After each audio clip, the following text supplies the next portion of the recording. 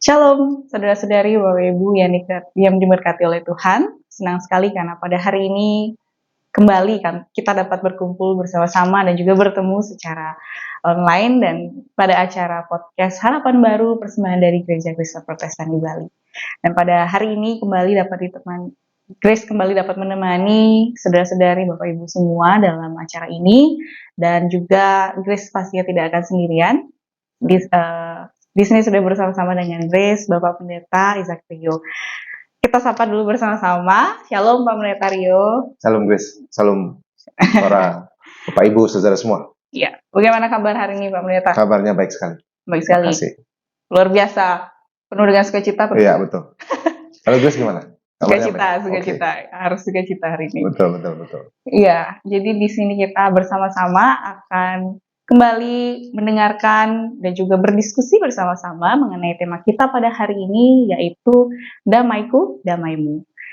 Pada minggu ini kita bersama-sama juga akan membahas tentang Damaiku, Damaimu, jika pada minggu lalu kita sudah membahas bersama-sama tentang tema kita, yaitu Sukacitamu, Sukacitaku. Dan pada hari ini kita sudah akan juga memasuki Natal, yaitu Advent keempat, dan kiranya juga di sini kita akan membahas lebih lagi apa itu tentang damai, karena juga kita saat ini sedang masa-masa raya Natal dan kita menciptakan damai itu. Jadi bersama-sama di sini dengan Grace dan juga Bapak Pendeta Rio. Dan sebelum kita memulai, kita akan dipimpin doa dulu oleh Bapak Pendeta. Silakan. Terima kasih Grace. Mari kita bersama berdoa.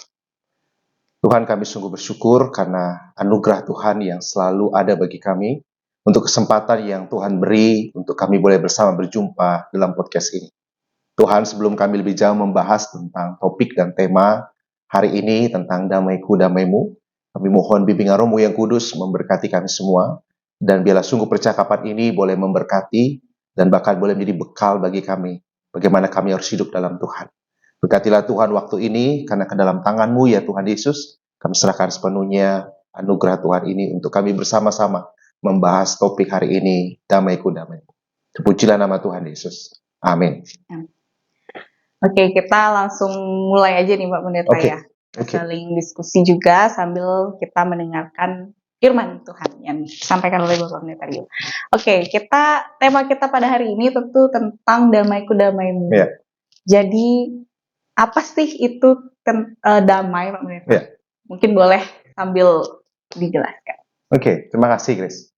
Nah, saudara semua, ketika kita bicara tentang damai, paling tidak seringkali yang orang pikirkan itu damai berarti tidak ada perang, gitu. Tidak ada perselisihan, gitu.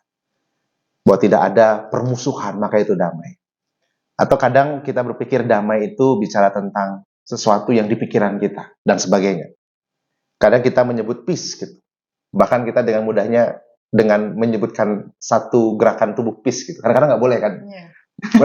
nanti dikira mendukung salah satu pasangan, gitu ya. Yeah. Karena sudah peace gitu ya. Kita bilang peace dan sebagainya. Nah, kita akan mencoba melihat sebenarnya bagaimana damai itu kita bisa lihat dalam konteks Alkitab. Ada satu kata yang sangat familiar dan bahkan banyak orang Kristen sering mengucapkannya, itu kata shalom. Pasti Chris pernah dengar ya. Selalu. Sering ngecapkannya kan ya. Kata shalom. Maka dalam banyak pertemuan gereja kita menggunakan kata itu. Dan padanannya dalam bahasa Yunani atau dalam Alkitab Perjanjian Baru adalah Irene. Jadi kalau ada yang namanya Iren tuh berarti harus damai dia. Oke, Iren. Namanya Iren, ingat ya. Itu dikasih tahu namanya. Nah, lalu apa artinya shalom itu? Nah, sebelum saya masuk pada itu, saya ingin jelaskan gini. Orang Yahudi atau Israel itu, ketika dia berjumpa seseorang dan menyapa, biasanya dia menggunakan kata shalom itu. Shalom gitu. Dan bahkan ketika mereka pergi atau mau berpisah, juga menyebutkan kata shalom gitu. Karena itu sesuatu makna yang mereka anggap atau mereka rasa bukan sekedar hanya sapaan biasa. Tapi ada makna yang mendalam yang ada di dalamnya ketika mereka ucapkan itu. Nah, ketika bicara shalom, itu bisa berarti yang pertama itu komplit. Sesuatu yang komplit, yang lengkap. Bisa bicara shalom juga atau Irene itu bisa bicara tentang soundness. Jadi soundness itu lebih kepada bicara bagaimana kita punya kesehatan fisik yang baik. Kita health gitu lah. Kita punya kesehatan yang baik, atau bicara tentang welfare. Welfare itu bukan game ya, bukan. Itu beda lagi, itu welfare namanya. Iya. Nah, welfare itu bicara tentang prosperity, bicara tentang kecukupan secara materi. Dan itu juga bisa bicara tentang keadaan peace, damaian dalam hati, ketenangan dalam hati dan pikiran. Bisa juga shalom itu atau Iren itu bicara tentang keadaan baik. Jadi kalau kita lihat dari beberapa contoh arti itu, maka sebenarnya kita bisa menemukan bahwa shalom itu atau damai itu sesuatu yang bukan hanya sekedar pengucapan. Tetapi bagi orang Israel, itu sebuah harapan dan doa mereka bagi orang lain. Maka ketika mereka menyebut shalom atau irene, mereka tahu bahwa itu sesuatu yang bukan sederhana gitu. Tapi sesuatu yang manusia perlukan. Bukannya secara lahiriah atau fisik, tapi juga di dalam hati mereka, secara kejiwaan mereka, secara spiritual mereka. Jadi ketika kita bicara tentang damai atau shalom itu dalam bahasa Ibrani-nya atau irene dalam bahasa Yunani, kita bicara sesuatu yang bukannya sekedar yang mungkin selama ini kita pikir itulah shalom. Karena bicara sesuatu yang utuh, komplit, bicara sesuatu yang fisik kita baik, gitu. Bicara sesuatu tentang hati kita yang ada tenang, ada kedamaian dalam pikiran kita. Bicara sesuatu yang gitu. Bicara sesuatu yang uh, kita punya ketenangan dalam seluruh keadaan kita. Jadi kalau bicara damaiku, maka kita sedang berbicara sesuatu yang luar biasa. Itu guys. Jadi itu kira-kira gambarannya kalau kita bicara tentang damai atau shalom atau irene itu. Jadi secara garis besar damai itu ada istilahnya, bukan istilah ya berarti ya, shalom itu ya. Itu bahasa Ibrani-nya. Oh ya, bahasa Ibrani Shalom. adalah shalom dan juga irene. Bahasa Yunani-nya. Iya. Greka. Jadi kita kalau mengucapkan shalom kepada orang-orang juga pastinya bukan hal yang simple segitu saja, bukan hal yang hanya sekedar mengucap, tetapi itu adalah makna yang justru sangat penting untuk kita. Seperti yang tadi sudah dijelaskan oleh Bapak Pendeta, di mana kita mengucapkan shalom itu juga ada artinya, di mana itu adalah arti yang sangat apa tadi Bapak Pendeta? Sangat mendalam. Jadi gini, misalnya gini, saya ketemu Chris, saya bilang shalom. Berarti saya mengharapkan Chris itu mengalami kepenuhan, completeness. Bisa mengalami apa? Prosperity. Secara lahiriah cukup gitu. Sehat. Bisa bicara soundness gitu. Jadi ketika saya ngomong itu bagian harapan dan doa saya kepada Chris gitu. Berarti shalom itu juga adalah doa kita, harapan kita. Jadi bukan sekedar halo gitu, hai begitu. Tapi sebuah harapan doa ketika kita menggunakan itu. Saling memberi harapan juga, saling memberikan doa juga tentunya. Jadi shalom dan irene adalah hal yang sangat penting dan bermakna untuk kita juga tentunya. Iya, jadi untuk merasakan damai itu bagaimana kita dapat merasakan kedamaian gitu Pak? Iya, memang ketika kita bicara tentang shalom atau irene, maka yang perlu kita ingat bahwa shalom dan irene itu sesuatu yang terjadi pertama-tama bukan karena kita, tapi karena Tuhan. Dalam Yohanes 14:7 Tuhan Yesus sebelum dia pergi, artinya pergi meninggalkan secara fisik para murid, dia mengatakan kepada mereka, damai sejahteraku kutinggalkan kepadamu, dan damai sejahteraku tidak sama dengan yang dunia berikan. Kenapa Tuhan Yesus sampai mengatakan damai sejahteraku kutinggalkan? Itu menegaskan bahwa shalom irene itu tidak akan pernah kita dapat kalau tidak melalui atau di dalam Tuhan. Karena itu miliknya Tuhan. Berarti ada nggak shalom irene yang KW? Dalam ayat itu ada berarti. Karena Tuhan Yesus mengatakan damai sejahtera ku tinggalkan bagimu. Damai sejahteraku beda dengan yang dunia berikan. Berarti ada juga shalom atau irene KW yang dunia bisa berikan. Nah, sebelum masuk pada yang KW itu ya, kita masuk pada yang genuine dulu, pada yang asli gitu. Bagaimana kita dapatkan? Maka poin pertama paling penting apa? Kita nggak akan pernah dapatkan damai sejahtera shalom itu di luar Tuhan. Kenapa? Tuhan mengatakan damai sejahteraku. Berarti kalau mau mengalami damai sejahtera gimana? Hidup dalam Tuhan. Kalau engkau hidup dalam Tuhan, engkau pasti merasakan damai sejahtera. Itu poin yang pertama. Lalu poin yang kedua, ketika bicara tentang damai sejahtera, maka kita bicara bahwa damai sejahtera yang Tuhan beri, itu tidak bergantung kepada situasi. Keadaan yang cepat berubah. Itu dapatkan oleh karena apa? Tuhan yang kita berikan tempat dalam hati kita. Jadi kita hidup dalam Tuhan, tapi saat yang sama kita juga beri tempat Tuhan hidup di dalam diri kita. Kita ngobrol sekarang ini, kita bisa tertawa-tawa, Chris, misalnya. Atau saudara semua bisa tertawa. Tapi satu ketika, orang yang sama ngomongnya nggak pas gitu. Yang dari mungkin kita senang, happy itu tiba-tiba bisa jadi Dalam marah. banget ya. Nah pertanyaannya, apakah itulah yang dimaksudkan sebagai irene shalom? Tidak. Bahkan ketika mungkin engkau berbuat sesuatu yang tidak menyenangkan bagi saya tetap bisa merasakan shalom itu. Meskipun ada sesuatu yang terjadi cepat sekali berubah, yang tidak bisa saya kendalikan, saya tetap bisa merasakan shalom itu. Maka yang kedua, apa? Engkau harus beri tempat ruang dalam hatimu bagi Tuhan tinggal. Kenapa? Karena dialah damai itu sendiri. Nah itu dua hal sederhana, Grace, yang bisa kita lakukan, saudara semua. Ya. Jadi ini kita mendapatkan bagaimana kedamaian itu yang datangnya dari Tuhan. Kita juga harus membuka hati kita sehingga kita dapat memiliki damai yang datangnya dari Tuhan. Nah tadi Pak Pendeta sempat bilang ada yang KW. Bagaimana kita dapat membedakan hal tersebut gitu Pak Pendeta? Poin pertama tadi sempat saya mention ya, sempat saya spill sedikit. Kalau KW shalom irene itu adalah sangat bergantung dengan situasi. Sangat bergantung dengan apa yang orang lain lakukan. Atau apa yang orang lain berikan bagi kita. Jadi damai sejahtera itu adalah kalau kamu baik, saya akan baik. Kalau kamu menjadi friendly, saya juga friendly. Maka damai itu saya dapatkan ketika ada situasi yang baik, ada perlakuan yang baik juga dari orang lain. Nah pertanyaan saya, apakah selalu situasi kita baik? Tentu tidak. Apakah selalu orang itu baik bagi kita?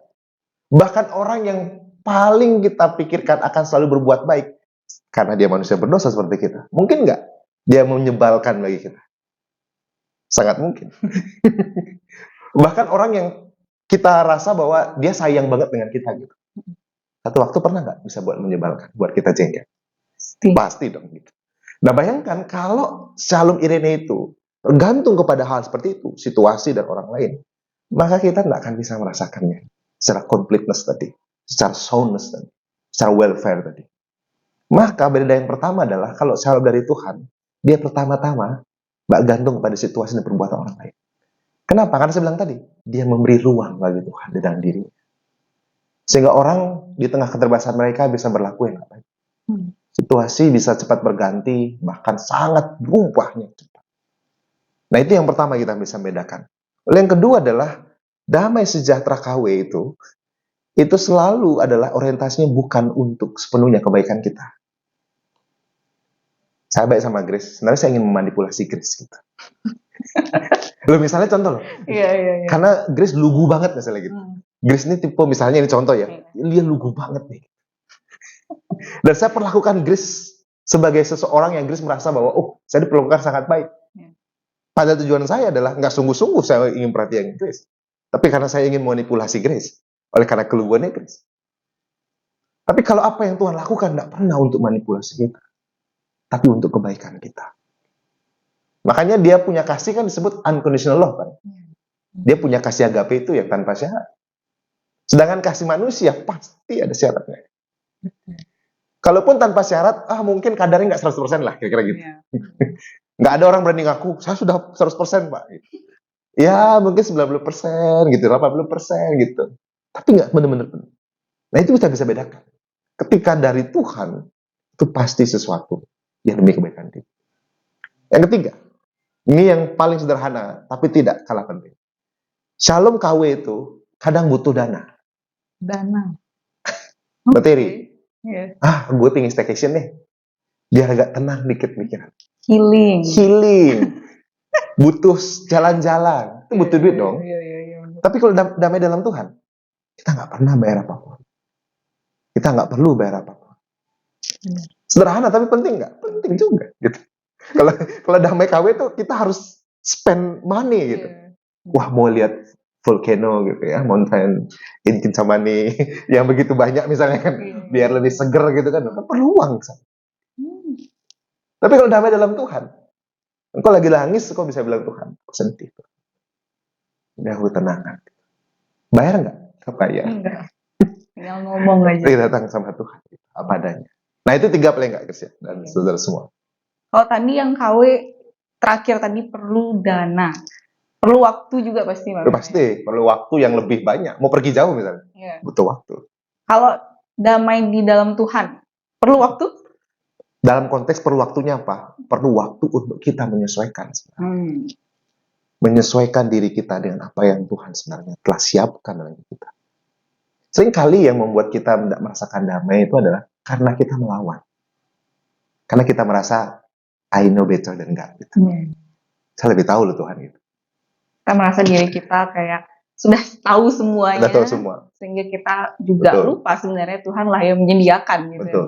Atau kita merasa bahwa kita orang yang paling malang sedunia. Iya. Kayaknya orang lain semuanya kayak tadi lebih baik gitu hidupnya gitu. Kita yang paling malang banget gitu. Sehingga kita bilang, Tuhan you not fair. Gitu. Iya, benar. Why me? Why only me? How about others? Gitu. Iya, benar. Kadang zaman sekarang, terutama anak-anak muda nih ya, lebih ke general lah. Anak-anak muda sering kali kita merasakan kayak kita kadang ngebandingin diri kan sama teman-teman lain sama kita. Ih dia udah lulus nih, kok saya belum ya, gitu. kok lama banget ya. Jadi kayak kita banding-bandingin diri kita dan kita ngerasa kayak, aduh paling bawah kali dah nih, paling lama banget dah nih. Gitu. Jadi kita kadang juga ngerasa kita tuh dikasih apa ya? Dikasih ujian sama Tuhan. Padahal sebenarnya kayak Tuhan nggak pernah nguji kita gitu ya. Mungkin menurut pemerintah juga nih, kira-kira Tuhan tuh pernah nguji kita atau apa? Itu adalah kata-kata yang salah atau menurut manusia tuh kayak gimana gitu? Oke.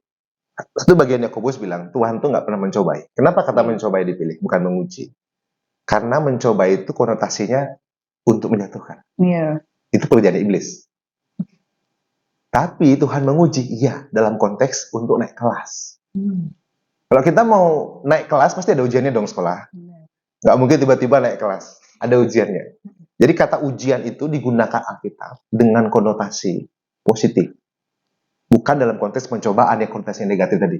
Tujuannya untuk supaya kita tergoda gitu kira-kira. Maka ujian harus dilihat sebagai bagian Tuhan mau bentuk kita lebih gitu. Dalam bahasa sederhananya mau buat kita naik kelas gitu. Masa kita mau sekolah kelas 3 aja kan nggak mau dong. Kita maunya naik kelas dan kita maunya tamat dong gitu kira-kira. Finish dengan baik gitu. Jadi kalau bicara ujian kita lihat secara positif. Dan Tuhan mengatakan apa yang kau alami tidak pernah melebihi kekuatanmu. Tuhan. Jadi itu juga bisa dikaitkan dengan kedamaian dalam diri kita ya, Pak ya. Walaupun kita merasa dalam diri kita tuh kayak kita tuh kurang banget, kita tuh masih jauh banget dari mereka, tapi kita harus ngelihat dulu, kita harus berdamai dengan diri kita sendiri dulu, baru kita bisa bertahan dan juga lebih maju ke depan. Oke, dan berkaitan dengan Natal ya Pak Meta. Natal tuh kan biasanya kita dengar Natal itu damai. Jadi apa yang bisa dikaitkan, apa maksudnya dari Natal itu damai gitu Pak Meta? Oke, guys. Saudara semua kalau kita baca di dalam Yesaya pasal 9 ayat ke-5, di situ ada nubuatan tentang kelahiran Mesias Yerusalem. Saya bacakan bunyi-bunyinya. Sebab seorang anak telah lahir untuk kita, seorang putra telah diberikan untuk kita.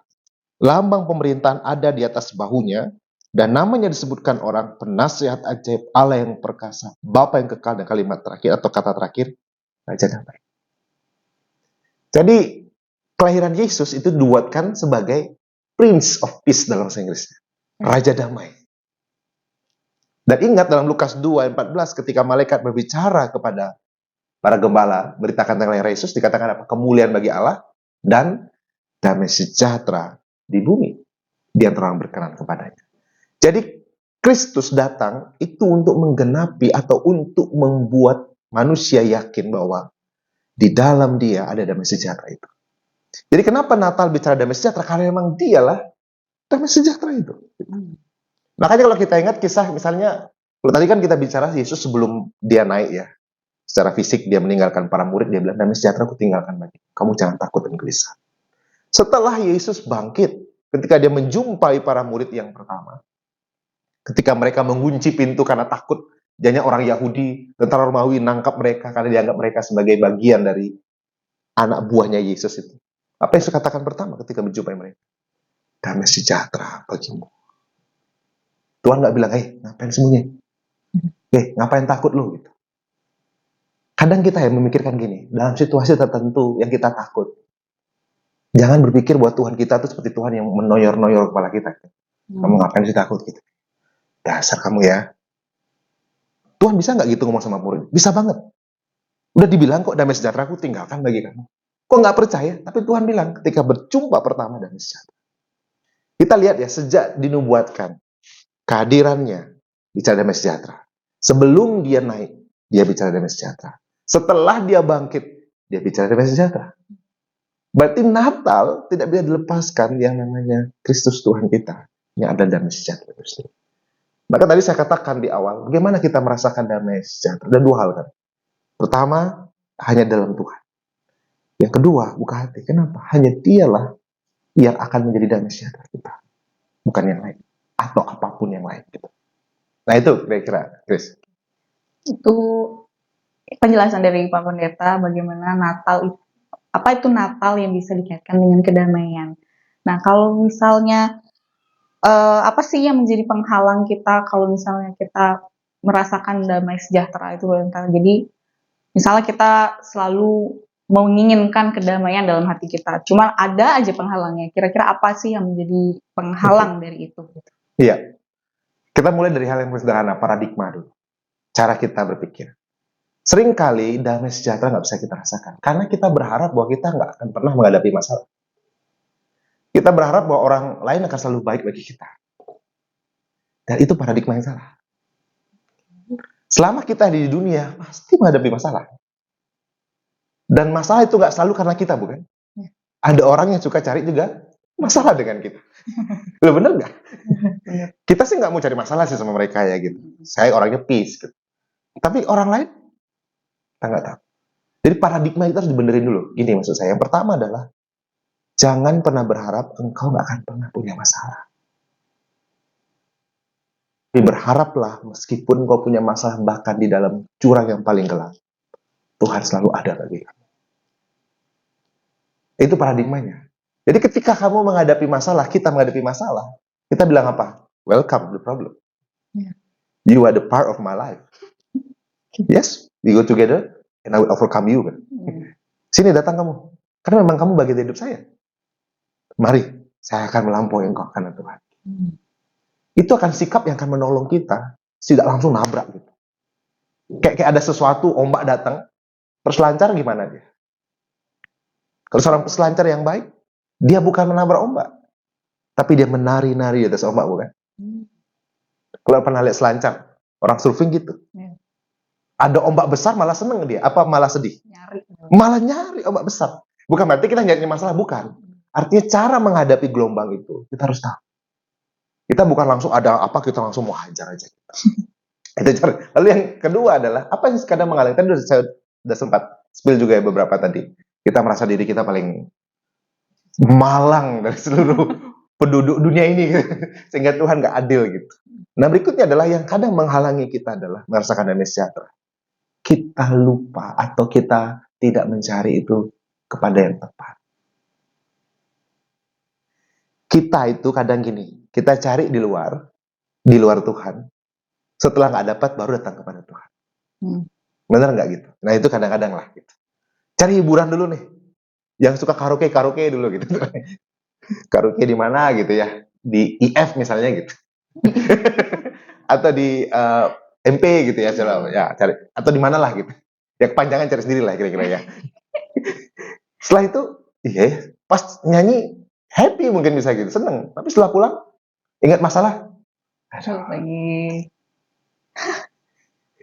Apa menjadi persoalan? Karena kita salah. Harusnya gini, kalau menurut saya, Chris dan saudara semua. Cari dulu yang utama dalam Tuhan. Sisanya itu tambahan. Cari pemandangan itu tambahan. Bukan berarti nggak boleh cari pemandangan. Boleh, harus kalau perlu, bila perlu ada waktu. Kalau emang itu menolong. Tapi ingat, itu nggak akan memberikan obat mujarab. Itu seperti painkiller aja. Penghilang rasa sakit, tapi tidak menyembuhkan penyakitnya. Nah, kita cari dulu obat utamanya nih, gitu. Untuk kita. Jangan cari painkillernya. Kenapa? Karena kalau painkillernya habis, harus cari lagi painkillernya gitu. Nah, itu mungkin sedikit ya, saudara semua yang bisa kita lakukan. Jadi itu penghalang-penghalang kita untuk kita mendapatkan damai sejahtera itu. Nah, balik lagi ke yang Natal ya, Mbak Iya, Melita. Kita kan sekarang udah persiapan banget buat Natal kan, betul. sebentar lagi. Iya, Nah, pas kita udah memulai Natal, Mbak Melita, tapi kita masih saja merasakan hal-hal yang masih kurang gitu. Kayak kita kadang masih dalam masa-masa kesusahan, cuman kita tuh nggak bisa menemukan damai gitu. oke. Walaupun kita kita tidak berdamai dalam diri kita sendiri, kita nggak bisa damai sama keluarga, Iya, cuman kita harus Natalan nih, harus betul. gimana ya caranya kita biar Natalan kita nih bener-bener damai kayak gitu, Pak Berta. Oke, makasih Chris. Kita coba kembali mengingat kisah para gembala yang menerima berita pelayanan Tuhan Yesus. Pada waktu itu, gembala itu adalah orang yang terpinggirkan, tersingkirkan. Dan mereka adalah orang-orang yang secara status sosial itu rendah.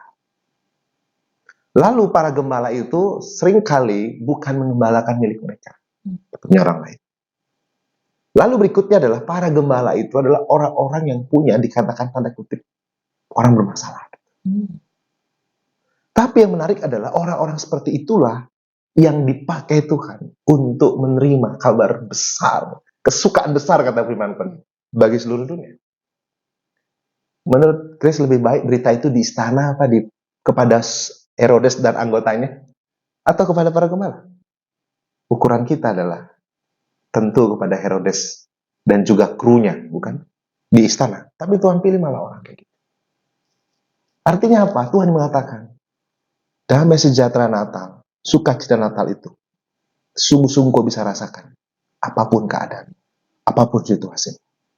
Bahkan ketika engkau tidak memiliki sesuatu, yang orang anggap itulah kebahagiaan Natal, engkau tetap bisa merasakan itu. Bayangkan, mereka boleh dikatakan secara ekonomi, bukan orang yang kaya. Dan mereka harus menerima berita kesukaan besar, bayangin nggak? Ya. Kan bisa bilang, are you joking nggak? Tuhan bercanda nggak? Kami punya apa sih? Gitu. Kenapa kamu bilang berita kesukaan besar bagi dunia? Kenapa kami gitu? Nah, kisah itu ingin membuka mata kita bahwa sukacita dan sejahtera dalam Tuhan melalui kedatangan ke dunia itu murni karena Dia, the greatest gift itu, bukan karena hal lain. Maka bagi yang kita semua yang mungkin tahun ini kita merayakan Natal, kondisi kesehatan kita nggak sebenarnya baik, yang kita harapkan tidak kunjung datang, yang kita doakan seperti belum terkabulkan. Kita bahkan mungkin tidak punya uang yang cukup, seperti tahun-tahun sebelumnya misalnya. Kita tidak bisa merayakan Natal keluarga misalnya, seperti yang lalu-lalu gitu. Secara manusia mungkin kita bisa sedih, dan itu wajar bagi saya. Tetapi mari kita ingat, karena apa sih kita merayakan Natal? Untuk siapa kita merayakan Natal? Dan sukacita Natal itu, damai sejahtera Natal itu, karena the greatest gift. Aduh, hadiah terindah, terbesar itu dalam Tuhan Yesus. Nah, itu yang harus kita ingat gitu. Karena saya pun kita nih dalam kondisi Natal selalu nggak ideal loh. Gitu. Itu kira-kira Kristen. Iya. Jadi sebenarnya Natal tidak hanya tentang hadiah ataupun baju baru dan sebagainya macamnya itu. Walaupun kita memang perlu itu Ya, kadang kalau ya. bisa, why not gitu ya? Iya, Kalau kalau memang bisa. bisa. Tapi adalah hadiah yang lebih penting atau hadiah yang lebih bermakna adalah hadiah yang dari Tuhan itu. Tentunya juga kedamaian yang pasti lebih penting yang kita bisa dapatkan dalam hari raya Natal ini. Walaupun juga kita misalnya dalam keadaan yang sedang susah ataupun sedang mengalami satu pergumulan, tapi Tuhan akan menggantikan itu dengan kedamaian ya, Pak. Ya, karena Dia yang utama dia. Iya, Di sisi lain gini, Chris. Jangan juga kita yang punya materi lebih. Kita merasa bahwa oke, Natal saya sudah lengkap, sudah punya baju, sudah bisa jalan-jalan, sudah bisa ganti ini dan itu. Jangan sampai juga tergantikan di sisi lain ya. Kita merasa bahwa oh ini udah Natal benar-benar. Lupa yang utama. Siapa yang kita rayakan? Nah itu dua sisi. Karena kan sisi lain mungkin orang nggak bisa beli. Tapi di sisi lain orang bisa beli nih gitu. Bisa punya. Tapi jangan lupa bukan itu yang membuat Natalmu bahagia gitu. Yang utama gitu. Nah itu peringatan bagi kita semua. Gitu. Malah mungkin ada yang lebih menunggu Natal tuh karena harus baju baru kayak ya, gini betul. ya. bukan memaknai Natal itu sebenarnya apa, malah Betul. cuman hanya Hal-hal kulit di luarnya Iya. aja akhirnya gitu. hanya sekedar saja malah jadi kalau ke gereja Natalan gitu aja.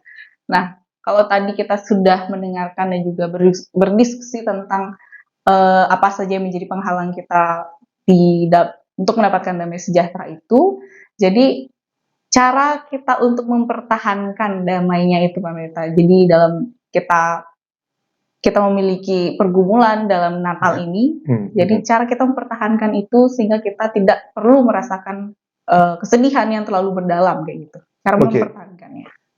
Gini, kita dengan kekuatan kita nggak akan pernah bisa mempertahankan itu. Maka kita perlu kekuatan dari Tuhan. Saya ambil contoh praktisnya ya, Chris ya, saudara semua.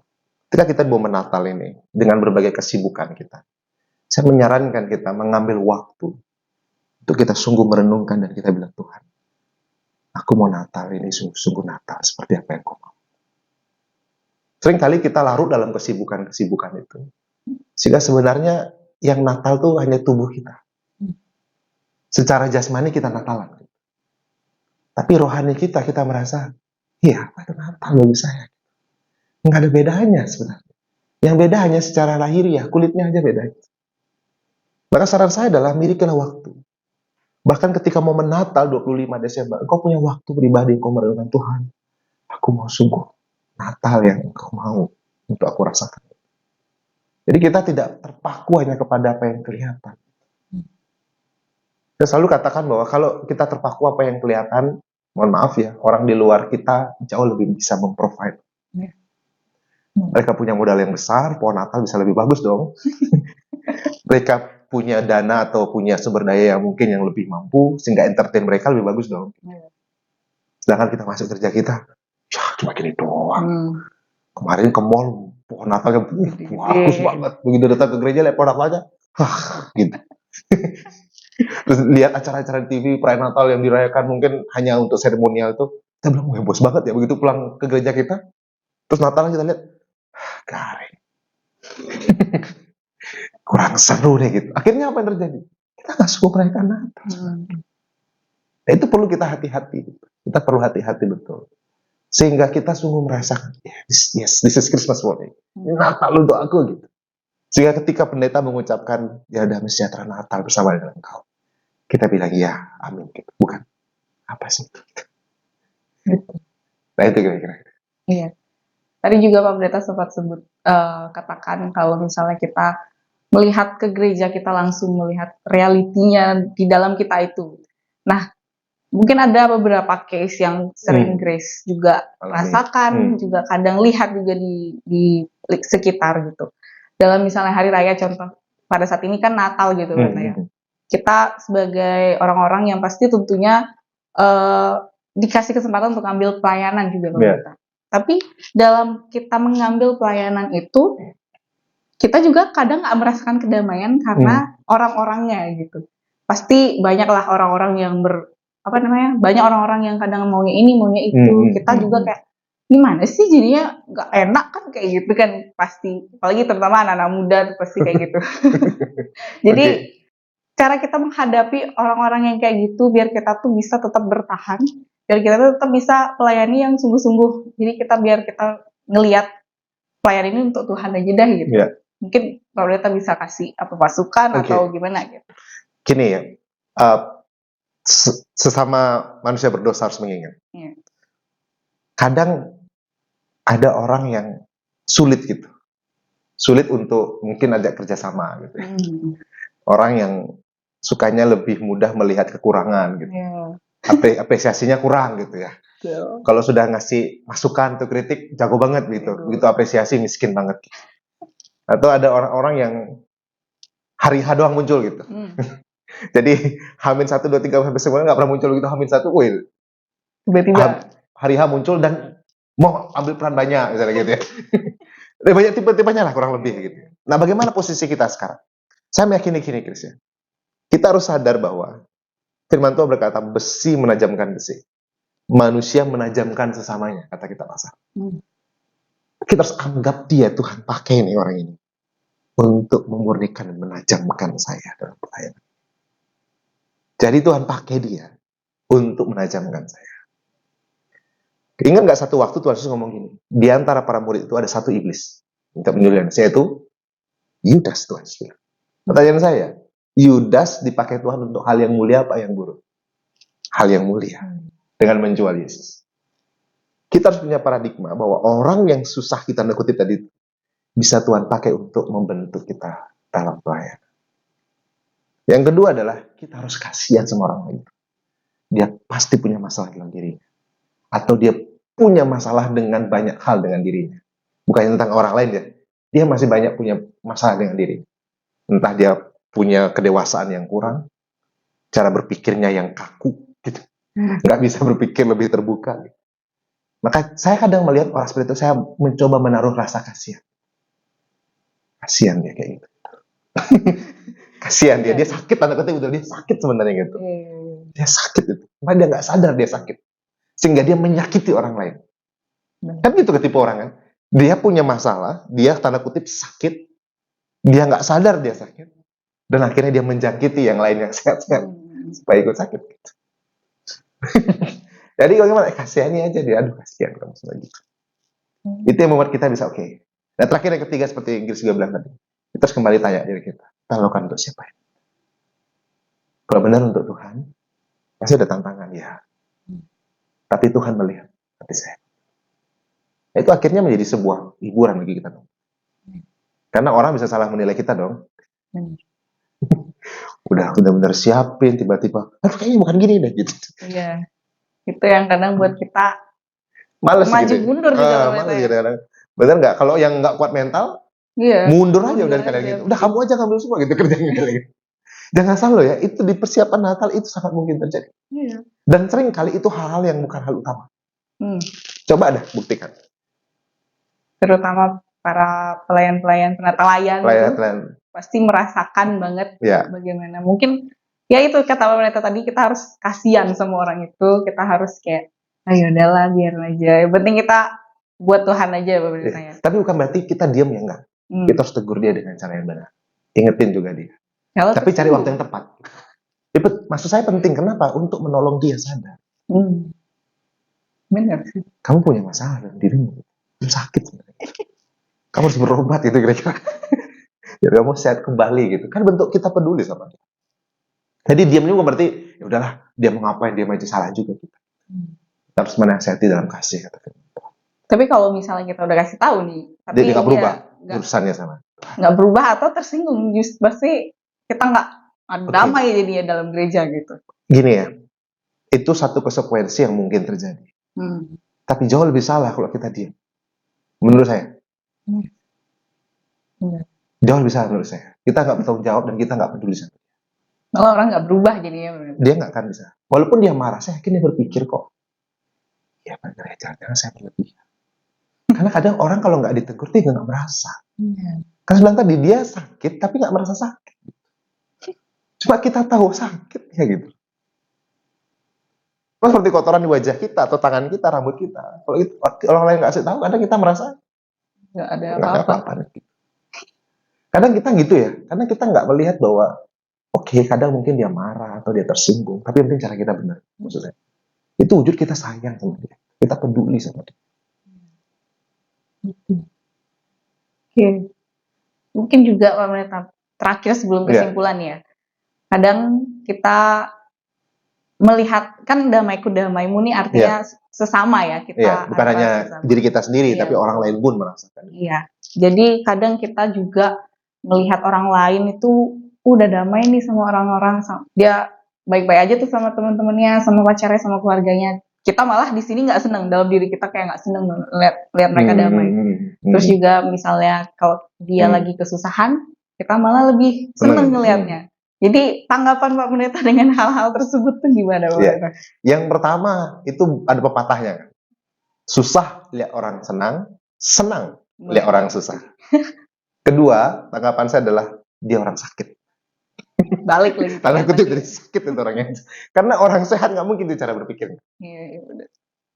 Gini, kalau kita punya kehidupan yang baik, mungkin nggak kita memandang kehidupan orang lain dengan negatif. Enggak, saya yakin. Kalau kita punya sesuatu yang berharga, mungkin nggak kita melihat punya orang lain lebih berharga. Dan kita bisa marah dan kecewa.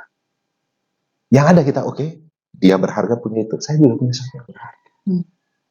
Bagi saya, karena dia nggak bisa melihat dalam dirinya ada sesuatu yang berharga juga. Sehingga ketika lihat orang lain, sebenarnya itu bentuk dari apa? Dari ketidakmampuan dia untuk melihat dan merasakan ada sesuatu yang berharga dan bernilai dalam dirinya. Dia bukan sekedar hanya iri ya, tapi jauh di dalam itu. Karena dia nggak punya itu. Kenapa dia nggak punya? Bukan karena nggak ada. Dia nggak mampu melihat. Gitu. Karena dia pakai apa ukurannya? Yang dia lihat dari orang lain. Sedangkan dirinya itu mungkin sesuatu yang berharga dalam bentuk yang berbeda dong. Dia itu nggak lihat. Jadi iri itu sekali lagi bukan sekedar karena dia nggak punya, tetapi karena dia nggak lihat. Itu yang saya yakini loh, guys. Jadi bukan sekedar, oke, saya nggak punya mobil. Oke, realitasnya, tapi ada yang lain. Engkau bisa lihat, engkau melihat lebih berharga. Jadi mungkin, oh dia punya ini, tapi saya punya ini. Yes, gitu, jadi, harus bisa ya. lihat dong. Karena pasti ada sesuatu yang berharga. Masa Tuhan kita, Tuhan yang kayak, oke dah, tak kasih dia yang berharga banyak, kamu nggak ada. Kenapa bisa terjadi? Karena kita selalu menggunakan standar berharga itu hanya dengan ukuran materi. Kalau sudah ukuran materi berharga itu, kita nggak akan menemukan hal yang lain di luar materi yang berharga. Makanya sampai ada lagu tentang keluarga misalnya. Harta yang paling berharga adalah bukan rumah. Lo bener nggak?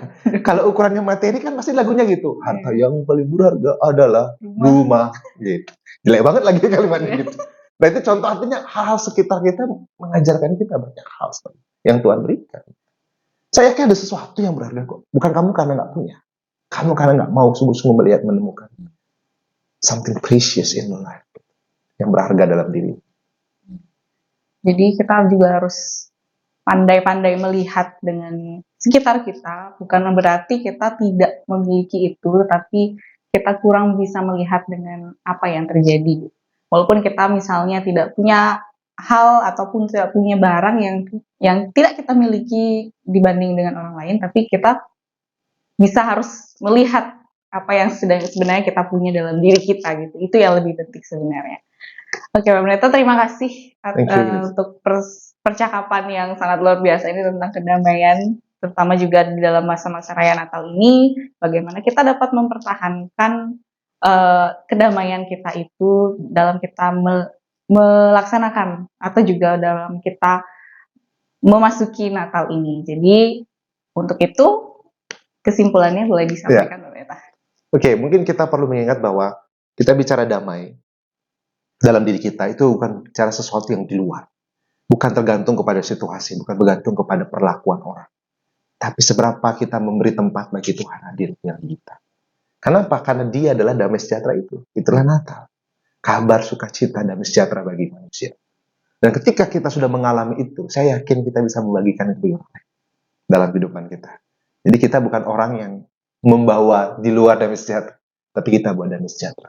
Sehingga sungguh momen Natal itu, kita sungguh merasakan dia benar. This is the season of peace kita. The season of shalom, irene gitu. Yang kita rasakan dan kita, oh ya benar, Natal itu ada damai gitu dalam hidup kita. Gitu, Kristen. Baik, terima kasih Pak Pendeta untuk kesimpulannya.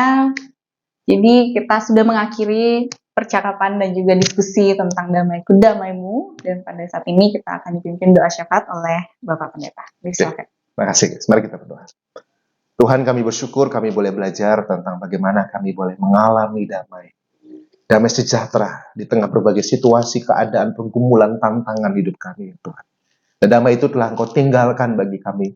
Dan damai yang Engkau beri tidak sama dengan yang dunia berikan. Sehingga harusnya kami belajar mengalaminya. Sehingga kami tidak gentar, gelisah, dan takut untuk menghadapi kehidupan kami, menghadapi hari esok. Tuhan berkati seluruh yang dapat menikmati podcast ini dalam kehidupan mereka masing-masing, khususnya di masa Natal ini. Biar mereka sungguh mengalami Natal itu ya Tuhan. Berkati seluruh perayaan Natal di seluruh dunia, di Indonesia khususnya di Bali ini. Berkati juga seluruh umat Tuhan, para pelayan Tuhan. Aparat pemerintah kami untuk menjaga keamanan Tuhan, tolong mereka. Kami percaya Tuhan perayaan dan ibadah Natal tahun ini ada juga dalam pelindungan dan penyertaan Tuhan. Kami juga berdoa bagi Yayasan Tabur Tuai dalam pelayanan yang Tuhan anugerahkan, sehingga melalui pelayanan yang dilakukan oleh Yayasan Tabur Tuai, banyak orang boleh merasakan dan mendengar kasih Allah yang melimpah-limpah dalam Tuhan Yesus Kristus yang datang ke dunia untuk menyelamatkan kami orang berdosa ini. Terima kasih ya Tuhan bagi saudara kami yang dalam kelemahan tubuh. Kira Tuhan jamah mereka, berikan kesembuhan bagi mereka. Apapun mungkin masalah yang mereka juga hadapi, Tuhan berikan mereka hati yang penuh dengan pengharapan. Tidak hilang pengharapan, tapi mereka sungguh percaya ada Tuhan yang akan menolong mereka selalu. Terima kasih ya Tuhan Yesus, berkati setiap kami yang boleh menikmati akan podcast ini, supaya kami sungguh merasakan damai sejahtera Tuhan. Terpujilah nama Tuhan Yesus, dalam namamu yang kudus dan mulia, kami bawa seluruh doa kami ini. Haleluya. Amin. Amin. Terima kasih banyak kepada Bapak Pendeta Terima kasih, Isaac Rio yang sudah memimpin juga firman dan juga bersama-sama berdiskusi bersama kami di sini. Dan juga terima kasih kepada saudara-saudari Bapak Ibu yang sudah menyaksikan kami dalam podcast Harapan Baru ini. Kiranya apa yang sudah disampaikan dan juga apa yang sudah didengarkan, kiranya bisa membawa damai dalam hati kita dan juga bisa kita lakukan dalam kehidupan kita sehari-hari. Saya Grace dan juga Bapak Pendeta Rio pamit dari acara podcast pada hari ini. Jangan lupa saudara-saudari juga dapat menyaksikan kami dalam program podcast Harapan Baru di channel YouTube Harapan Baru GKPB dan juga dapat mendengarkan kami melalui siaran radio Harapan Baru di 92,2 FM Heartline setiap hari Minggu pukul 20 hingga 21.30 waktu Indonesia Tengah. Maka itu kami pamit undur diri. Saya Grace dan juga Pendeta Isaac Rio. Shalom. Tuhan Yesus memberkati kita semua.